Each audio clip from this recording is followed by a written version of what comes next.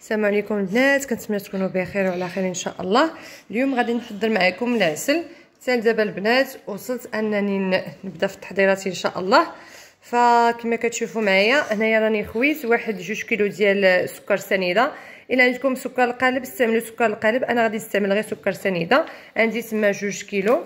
غادي نزيد 1-2 كيلو وحده اخرى، ها هي يعني الطوطال غادي ندير 4 كيلو ديال سنيده.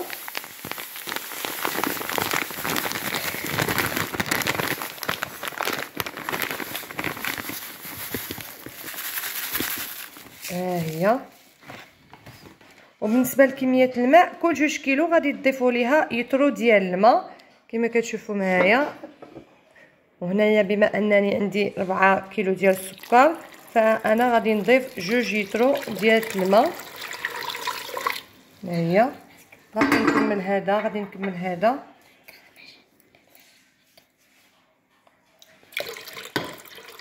ها هو بلال كيشد معايا، ها نتوما اللمسات ديال بلال صافي. وما غاديش نضيف فيها الاعشاب البنات. نجيب واحد المعلقه، غادي نحاول ما امكن نخلط غير باش دغيا يذوب لي السكر وصافي. نتوما المهم راه هاد العسل ديال خفان زربان داكشي دغيا دغيا.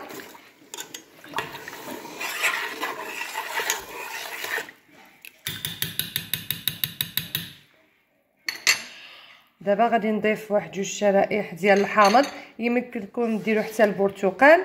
وغادي نضيف واحد العود ديال القرفه، يمكن لكم تضيفوا الباديان، يمكن لكم البنات تضيفوا اتاي، سواء ديروا في شي كموسه ديال زيت حياتي، سواء تستعملوا ساشي ديال اتاي. وانتما والاختيار ديالكم. المهم العسل ديالنا غادي نسد عليها لمده تقريبا 35 حتى 40 دقيقه في الكوكوت، وديك الساعه نتلاقاو نشوفوا الشكل ديالها. من بعد ما دازت البنات انا خليتها 35 دقيقه بالضبط. ها هي العسل ديالنا واجده كما كتشوفوا معايا، باقا كتشفشف، باقا سخونه. كما كتشوفوا الكولور ديال الحامض كيفاش ولا. نجيب واحد المعلقه حيد الحامض. شوفوا البنات الكولور ديال الحامض كي داير، هذا كيدل على ان العسل ديالكم راها واجده وزوينه، راها ساهله البنات، يعني ماشي شي حاجه، وراها كتصدق وكتخرج زوينه. يعني بدل ما تمشيو تشريوها الثمن اللي هو زايد، حضروها في الدار وصافي.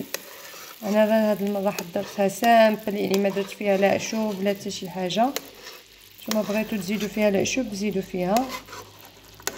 هذا القرفه هذه ها هي. من بعد البنات بغيتو تضيفوا ليها المسكه الحره باش كتزيد كتثقل، ضيفوا ليها واحد 5 ولا 4 الحبات ديال المسكه الحره مدقوقين. هانتوما شوفوا دابا منين راهي سخونه راها جاريه، ولكن ان فوا غادي تبرد راه غادي تعقد. وفي الاخير حبيباتي هذا هو العسل ديالنا من بعد ما بات ليله كامله.